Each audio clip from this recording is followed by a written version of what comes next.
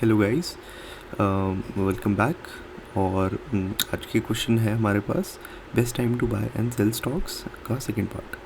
अब ये question start करने से पहले मैं ये कहना चाहूँगा कि आप जानते हैं कि ये मेरा नया यूट्यूब चैनल है और मेरे लिए बहुत हेल्पफुल रहेगा कि आप लोग मेरी वीडियोस देखें और चैनल को भी सब्सक्राइब करें। So thank you and please channel को सब्सक्राइब करें। ठीक है, तो अब हम स्टार्ट करते हैं अपना question, best time to buy and sell stocks second part. तो यहाँ पे हमारे पास एक इंटीजर एरे गिवन है with the name of prices. ठीक है, जहाँ पे हर प्राइसेस का ith इंडेक्स पे, हर वैल्यू पे हमारे पास प्राइस ऑफ गिवन स्टॉक है उस डे पे, ith डे पे। जैसे फर्स्ट डे पे हमारे पास 7 है प्राइस, सेकेंड डे पे हमारे पास 1 है। अब इंडेक्स ही 0 है पर डे हम इसको फर्स्ट गिनेंगे क्योंकि 0th डे हम नहीं कहेंगे। ठीक है, now on each day you may decide to buy और सेल द स्टॉक। मतलब आप हर दिन स्टॉक खरीद भी सकते हैं और बेच भी सकते हैं। ठीक है, आप एक टाइम पे एक ही शेयर होल्ड कर सकते हैं of any stock at any time. However you can buy and then sell it immediately on the same day. आप सेम डे पे खरीद के उसको बेच भी सकते हैं। Now we have to find and return the maximum profit you can achieve. So जैसा एग्जांपल देख लेते हैं हम। यहाँ पे हमारे पास एक एरे है ऑफ प्राइसेस और जिसका आउटपुट हमें 7 कैलकुलेट करना है। तो ये कैसे किया है, बाय ऑन डे 2। अब जब प्राइस सबसे लो है तब हम बाय कर लेंगे एंड सेल जब प्राइस ज़्यादा है। ठीक है, हम जैसे डे 3 पे सेल करते हैं, जब प्राइस 5 है तो हमारा प्रॉफिट 5 - 1 उस डे का 4 हो गया। फिर हम 4th डे पे खरीदेंगे जब प्राइस 3 होगा एंड सेल ऑन डे 5 जब प्राइस 6 होगा। तो प्रॉफिट 6 - 3 = 3। तो टोटल प्रॉफिट हो गया हमारा 4 पहले का और 3 बाद का 7। अब इसमें ऐसा भी सोच सकते हैं कि अगर जैसे हम फर्स्ट डे पे ख़रीदें उसके बाद 6 डे पे बेच जाएँ ताकि हमारा प्रॉफिट मैक्सिमाइज हो जाए। 6 - 1 5 पर 5 इनकरेक्ट आंसर होगा क्योंकि हमारे पास ये एक और मेथड है जिसमें आउटपुट हमारा उससे ज़्यादा आएगा 7। ओके, तो that is the explanation for this question and let's try to solve it. ठीक है, तो हम सबसे पहले एक इंटीजर ले लेते हैं प्रॉफिट के नाम से जिसको हम इनिशियलाइज कर देते हैं 0।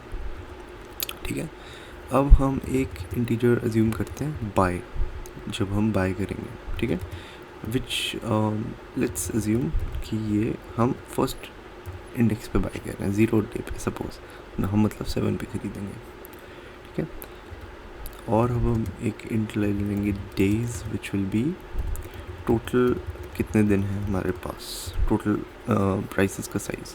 मतलब हमारे पास इसमें 6 डेज़ हैं क्योंकि हमारे पास 6 एंट्रीज हैं।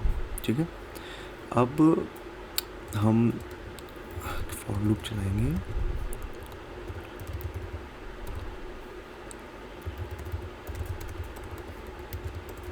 ओके, नाउ अब हम आइट्रेट करेंगे थ्रू दी एरे। अब हमारे पास एक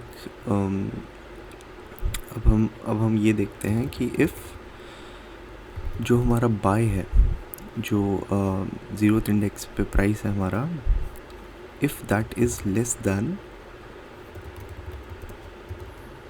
इंडेक्स का आई,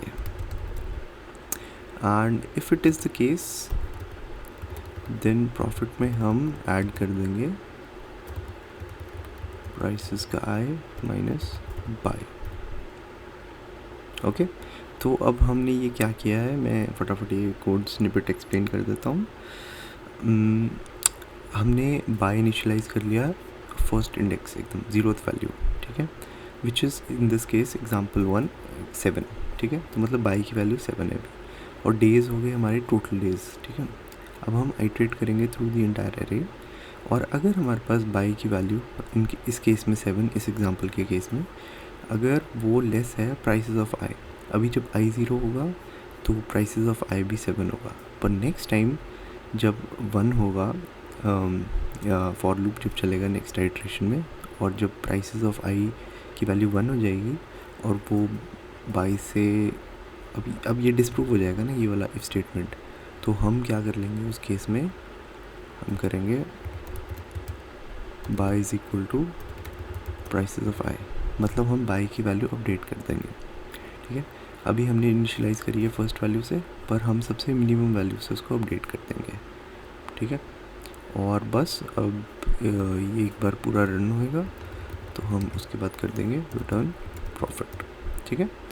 अब एक बार मैं इसको एक्सप्लेन कर देता हूँ फिर से। हमारे पास प्रॉफिट है 0 इनिशियलाइज़ किया हुआ, अभी हमने बाय किया है फर्स्ट स्टॉक एकदम 0th इंडेक्स वाला, और हमने टोटल डेज़ ले लिया एक इंटीजर में which is all the days, मतलब इस एरे का साइज़, ठीक है।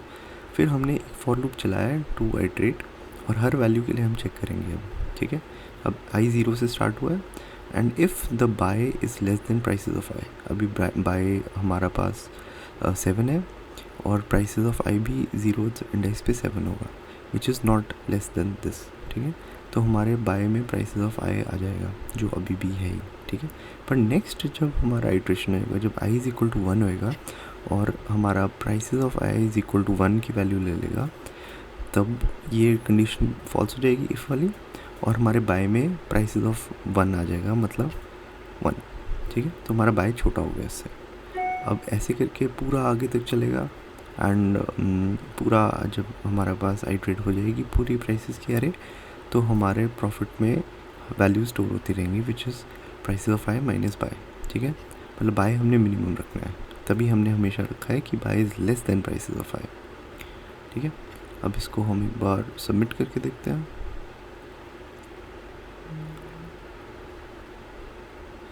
And as we can see we did pretty good. और अगर हम इसकी कम्प्लेक्सिटी एनालाइज करें, दिस इज़ ओवरफैन, ठीक है, नॉट वेरी बैड, हाँ, प्रीटी मच एक्सेप्टेबल, ठीक है। तो ये है इसका पूरा का पूरा crux, and thank you for watching.